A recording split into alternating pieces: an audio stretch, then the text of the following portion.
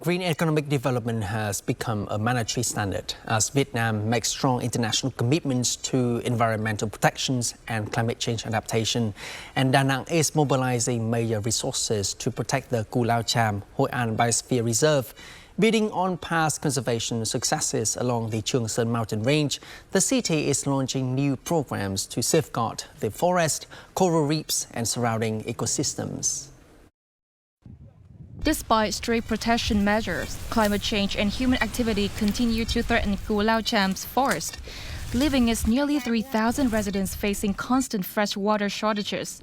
Building on successful community-led nature conservation schemes, Da Nang is rolling out an environmental protection plan for Cù Lao Chàm, Hội An Biosphere Reserve, spanning from now until 2030. Da Nang is concentrating its resources on protecting the Cù Lao Chàm ecosystem. To achieve this, we need the active participation of the community, especially local businesses. Initiatives like the One Green Billion program are kickstarting biodiversity efforts by providing a fund of approximately $40,000 into forest restoration. By combining tree planting with community education on plastic waste and green living, the campaign also secures sustainable livelihoods for local residents.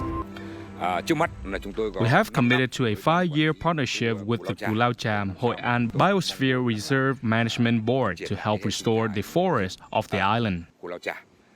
We're seeing that the majority of tourism businesses in Da Nang are now highly focused on green tourism and are eager to contribute to sustainable development. With rapid tourism threatening Cù Lao Chàm and the ancient town of Hội An, restoring the reserve ecosystem is an urgent task. By investing in mangrove expansion, marine regeneration and ecotourism, local businesses can protect the environment, secure livelihoods, and guarantee their own sustainable growth.